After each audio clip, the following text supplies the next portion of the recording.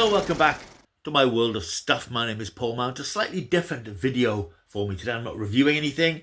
I'm not commenting on anything. I'm not making any cock-ups about anything. I'm actually going to do something which I don't normally do. It's a collection video. I'm not a blue tuber as such as they call them. I'm not a person who does lots of stuff about my collection and go out shopping and all that sort of stuff. But as you will notice, I do have a rather large collection of physical media. I thought today I would just go through all the Blu-Ray Steelbooks I have in my collection. About 20, 25 maybe. I'm not necessarily a Steelbook collector, but if something comes along I quite like the look of, I will pick it up. Especially, as you know me, I like a bargain. So I've picked up quite a few Steelbooks over the years. I haven't included in this lot my Marvel MCU Steelbooks because they're in a separate cupboard in the house. I'm not bringing them out today. But I thought I'd just go through the ones I have up on the shelving unit behind me. I've taken them out. It's actually been quite cold in there, so it's quite good to give them a bit of an airing. So I thought I would just rattle through the titles I have and discuss my Steelbook collection. So let's go. Starting off, because I'm an alphabetical kind of guy, starting off with the A's, and I've got the Steelbook of The Amazing Spider-Man, the Andrew Garfield, the first Andrew Garfield film, the best Andrew Garfield film. And this is on a nice 2-disc edition with some nice sort of webby illustration of New York in the background. And as is the case with most of these sets, I think you get the Blu-ray and in fact it's a Blu-ray of the film and the special features on the second disc. If you look back on the channel, you'll see my review of this film when I was going through the Spider-Verse. I don't think I actually finished that series. I think I probably stopped with Homecoming, so I should at some point go back to finish that off. Some of these sets are quite fiddly in terms of putting the discs back on their spindles. You're going to put one on top and then one underneath, and that's exactly how it is here. So it looks like that. And I think I picked this up. In fact, I'm pretty certain I picked this up in CEX a while back because it hasn't got the J card, so it obviously wasn't new when I picked it up. But that's The Amazing Spider-Man. Second up, we have, again, I can't remember when I picked this up. This hasn't got a J card either. And I don't know the provenance of a lot of these. I can't remember now, to be honest with you. The fact it hasn't got a J card suggests it may well be a CEX pickup. It's, of course, James Cameron's Avatar, the original, the first Avatar, which came out, here we go, 2009. Avatar 2, of course, came out a couple of years ago, and the third one is out this Christmas, I think. So that's Avatar. Yeah, again, it's a nice set. You know, Avatar films, I know that they are love them or hate them. I quite like them. I don't mind them. I don't think they're great films, but I think as technical achievements, they're pretty impressive. So that's Avatar. Second up, or third up even, is this one called Battle Los Angeles. Again, I got a feeling this might have been a charity shop pickup or possibly a CEX. In fact, more likely a CEX. This is quite an underrated film from a few years back. Stars Aaron Eckhart. This, as the title suggests, it's a battle in Los Angeles with these alien insecty sort of roboty aliens guttling around the place. But quite a good fun film. Then we have, don't even know what this is. So here we are. In fact, I didn't know I had this as I'm looking at it now. Where did this come from? I don't know where I got this from. This is Bram Stoker's Dracula. Quite timely, I suppose, with Nosferatu in the cinemas at the moment. Check out my review a little bit further back on the channel. This is a nice atmospheric cover. I haven't seen this for years. Gary Oldman, of course, as Dracula. If I recall, Anthony Hopkins as Van Helsing. High camp, but I think it's quite enjoyable, and it's just quite a nice cover with Dracula walking through the trees, blood red. Yeah, it's quite a nice steelbook. Again, I can only assume I got this from CEX because there's no J card with it, but I think it looks quite nice and quite sort of moody and atmospheric. Next up, we have, now I'm not in any way, shape or form a Western fan really. I don't really do much in the way of Westerns. However, this is, of course, it's an absolute classic. This is Butch Cassidy and the Sundance Kid. This is one I know I bought. I think I got this from Zavvi or HMV because it does have the J card. And that does sort of finish them off. Well, J card, it's a slip really. But it does finish them off, makes them look rather nice. But this is a terrific film, of course. Paul Newman, Robert Redford from 1969, I believe. Yeah, a great classic western. As I say, I'm not a big western fan, but this is one that it sort of romps along. Really good film. The next one is another vampire film. It's Byzantium. This is a great vampire film which I saw on TV a few years ago now. I remember seeing this on TV. I thought, this is a really good film. And I picked up the Blu-Ray Steelbook. I'm not entirely sure where. Again, doesn't have the J card. It's quite possible it was sent to me. I can't remember. I honestly can't remember. Possibly a friend of mine sent it to me. If he did, thank you very much. This is a really good film. It's quite moody. It's sort of a modern day vampire film with the vampires hiding in plain sight. Really good film. Next up, we have, based on a true story, Tom Hanks in Captain Phillips. This is one that you'll recall from my most recent physical media pickup. I found in a charity shop for 10p. Well, 10 for £1. This I picked up a while ago. I suspect, again, this is a CEX copy because it's a little bit battered and the J card has seen better days. But it's a nice steelbook. Next up, we have... This is a great film, and I'm going to do a retro movie review on this soon because it is a tragically underrated film directed by Alfonso Cuarón a few years ago. Children of Men, starring Clive Owen. This is a great dystopian film about the human race has become sterile. The last child was born years ago, and the human race is edging towards extinction. It's a really good, exciting, guttural, gritty sort of film. Excellent film. If you've never seen it, I will be doing a retro movie review on this quite soon, I'm hoping. We have next up, I'm going to stop this thing shaking, sorry.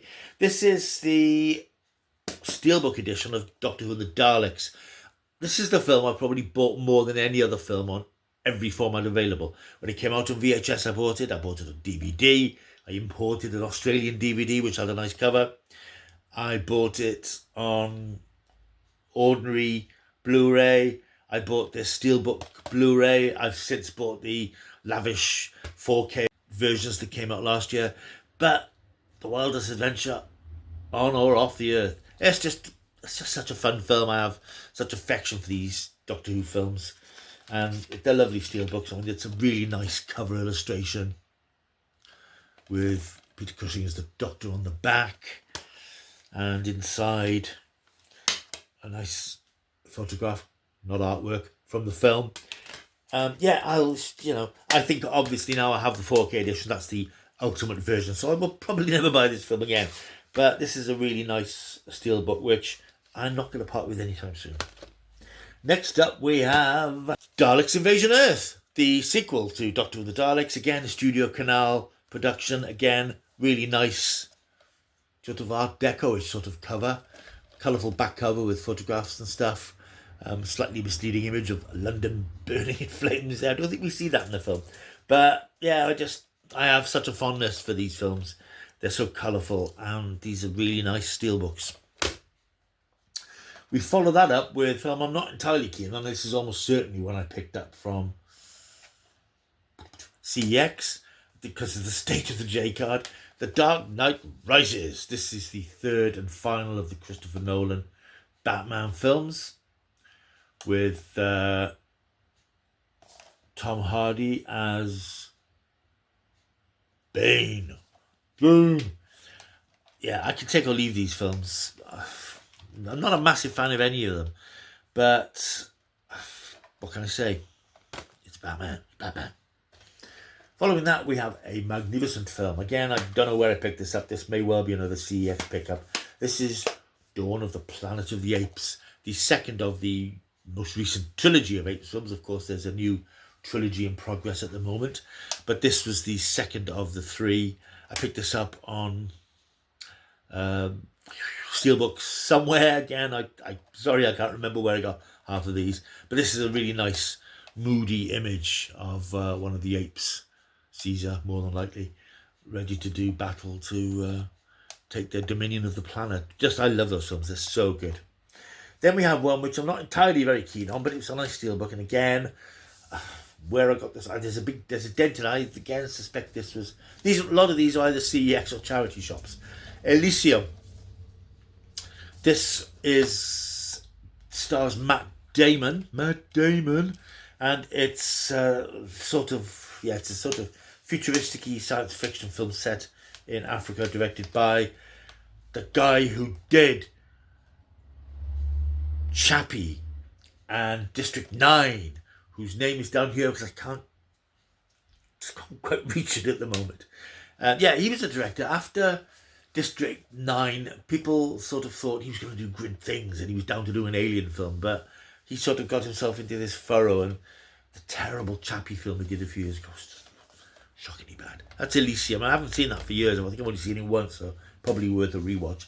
This, however, stone cold science fiction classic. One of the great science fiction films, Forbidden Planet, starring Leslie Nielsen. Early Star Trek, basically, from the 1950s. One of the great science fiction adventures with Robbie the Robot on the back cover there. This, again, I'm sure I picked this up at a sale. Zavvi H&V, something like that.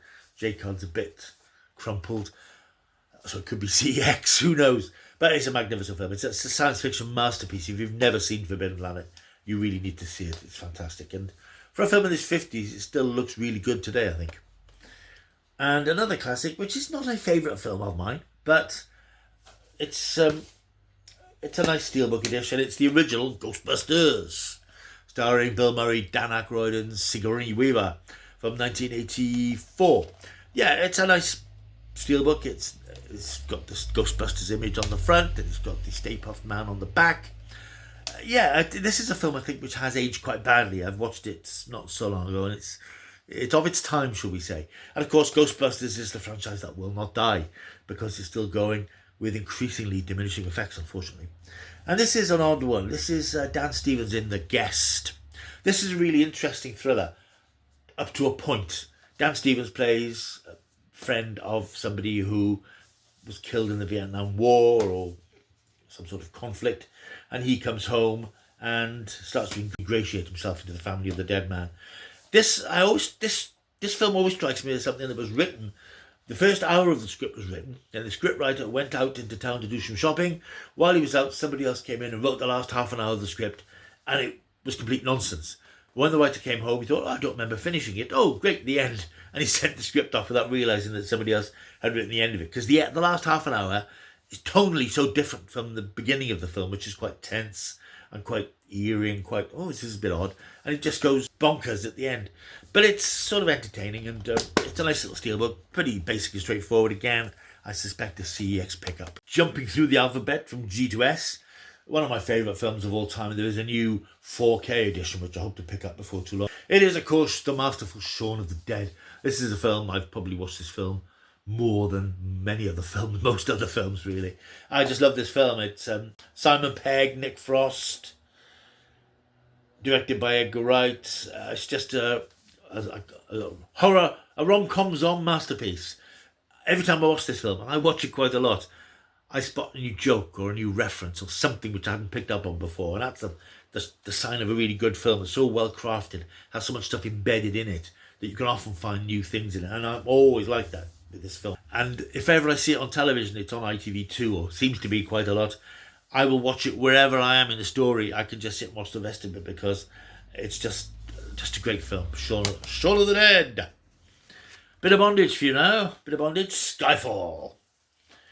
One of the best of the Daniel Craig Bond films. This is a really nice glossy edition, and again, I have no idea where I got this from, but it's a really nice image on the back cover of the classic Aston Martin.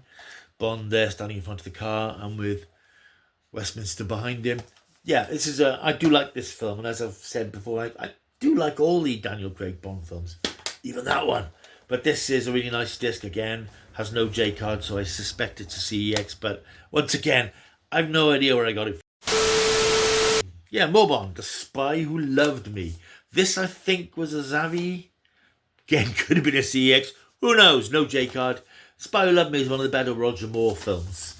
One of the last ones that he was taking the role seriously. Just one disc, but it's a nice Steelbook with the sort of hands from the Morris Binder title sequence with the infamous parachute in the middle. It's a good fun film, and it's a nice disc. Then we have Star Trek, the first of the J.J. Abrams Star Trek reboot films from, whenever it came out. I can't be bothered to look it up. It's a nice little steelbook. It's got an image of Chris Pine as Kirk on the front, Zachary Quinto's Spock on the back. Unfussy Star Trek logo. Again, no J card, so probably a CEX pickup. This is a film I haven't seen for quite a while. I would like to watch it again, but because this particular iteration of Star Trek sort of ground to a halt with the third film, although even now there are persistent rumours of a fourth one, I sort of think, what's the point in watching it again? Because we know the series doesn't really go very far. But I remember seeing it at the time and thinking, as not a big Star Trek fan, oh, this is nice, this is a breath of fresh air in the Star Trek world. But sadly, there were 2 more films and neither of them were as good. Then we have another bit of Bond. This is one of my favourite Bonds, in fact. This is Pierce Brosnan's second Bond film, Tomorrow Never Dies. Again, the J card's a bit knackered, so I suspect it's a CEX. I just like this film. It's got so much going on. It's got a really interesting plot, which is quite prescient about the power of the press and domination of the press. Some great action set pieces, but a lot of Bond fans don't rate it very highly, and I don't really know why. I went to the cinema several times to see this, and this is one I can put on now. It's got the fantastic opening sequence, pre-title sequence. As I say, there's loads of great action scenes in Hong Kong, and a great typical classic Bond action scene at the end in the villain's headquarters, the villain played by Jonathan Pryce, I believe. But a really, really good film, and I just don't know why it doesn't get more love from the Bond community. Sort yourselves out. Here's another. This is Terry Gilliam film. I got this last year, I think it was. This is the Arrow release of 12 Monkeys, directed by Terry Gilliam. A really interesting time travel story, if indeed it is time travel, about a time traveller from the future, 2035, who travels back to 1996, where a deadly virus is unleashed. I've not seen this for years, and I'm going to do a retro movie review on this. Snap decision. Haven't seen it for ages. It needs a rewatch. Future is history. Terry Gilliam's 12 Monkeys. I'm not a massive gangster movie fan, but I did watch this ages ago on DVD, I think, and I saw the 4K. Again, probably a CEX pickup. It's The Untouchables, Brian De Palma's The Untouchables, starring Kevin Costner, Sean Connery, Robert De Niro, etc. Really good film, really well made, very pacey, very exciting. And it's just a great film anyway, but also a great gangster movie. We appear to be coming to the end of the list, but we're not, because I've just noticed some out of alphabetical order. That's bad. This is, however, James McAvoy, Morgan Freeman and Angelina Jolie in Wanted. This came out 2008. I think it's based on a graphic novel, action film. I can't remember a lot about it. There's a lot of special features I'm noticing. Can't remember a lot about it, except that it was very high energy sort of film with some mad action sequences. But I can remember very little about it, but I enjoyed it enough to buy the Steelbook, so what are you going to do? Then ones which should have come after... ones that should have come after Ghostbusters and The Guest, really. Alphabetical order. I don't know how the powers are out of order, but there we are. This is another sci-fi classic. This is Logan's Run from the early 1970s, 76 actually. Really good film. Michael York and Farrah Fawcett Majors. Set in a future where people have to surrender to something called the carousel, which destroys them when they get to 40. 30, in fact. 30. Ooh, yeah, again, this is one I think I've seen it within the last few years. I don't know if I've done a retro movie review here. I might well have done. Check back, why don't you? Look back through your channel. There's all sorts of stuff you might be interested in. But this is very much of its time. It's a very 70s sci-fi film with everything that entails. But it's a really good story, and of course it was made into a slightly ropey TV series. Next up, we have Mission Impossible 3. I love the Mission Impossible series, but I only love it from number 3 onwards. I didn't think much of the first. The first one is another Brian De Palma film, funny enough, horribly aged now. I only last year watched Mission Impossible 2, the John Woo film, which is quite good. But I think the film series really takes off with Mission Impossible number 3, which really sort of kicks the series into top gear for me. And It's full of great action set piece, got a really memorable villain. And I think this is where Tom Cruise really got into the character of Ethan Hunt, things he puts himself through. A great film, one of my favourites of the series. Next we have Monsters. This is directed by Gareth Edwards, who of course has gone on to do Godzilla and Kong and all sorts of things. This was his calling card, really, a low budget film where Mexico has become an infected zone because it's been taken over by these strange, as you see, sort of phosphorescent alien creatures. Gareth Edwards did all the special effects at home on his laptop, I think, on his computer. And it's a beautiful sort of film. It's about people sort of making their way through this quarantined, infected zone. Very powerful. And again, it's one I've not seen for ages. I really need to rewatch. But it's a very striking film. 2 to go. Next up, we have Nightmare Alley. This is by Guillermo del Toro. Came out a few years ago. It wasn't a big hit, actually, unfortunately. It's a remake of a film from the 40s or 50s, but very much sort of a film noir, neo-noir, fantasy sort of film. It stars Bradley Cooper as this very manipulative carnival worker who teams with a deceptive psychiatrist, Kate Blanchett, to grift the wealthy in 1940s New York society. It's very moody, it's very atmospheric, beautifully directed, of course, Guillermo del Toro. But I say it wasn't a big hit, and it's a shame because it's a really good-looking film. And it's quite engrossing. It's quite a long film. It runs to 150 minutes. But I found it sort of captivating, visually very arresting. And the last one, totally out of order, but what are you going to do? It's Serenity, based on the tragically short-lived TV series from Joss Whedon, Firefly. This was the feature film that was greenlit after the series was cancelled. And a bit like the TV series, the film didn't find a massive audience, massive cult hit.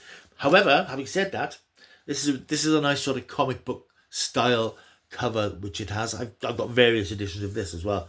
But I remember seeing this in the cinema on, I think it was the day it was released. And it's one of only 2 times that the cinema has been absolutely packed. And there were people sitting on the stairs waiting to see this film. And I remember thinking, this film's going to be massive. This is what the audience is like in Cardiff. It's going to be huge. But no, of course, what happened is fans of Firefly all came out to see it on the first day. Then nobody bothered, because it didn't have any traction as a title. And people didn't go and see it en masse, just the fans went to see it, which is a shame. But it's a really good action science fiction film. Sort of rounds off the TV series with some sort of shocking moments, some shocking happenings to certain characters.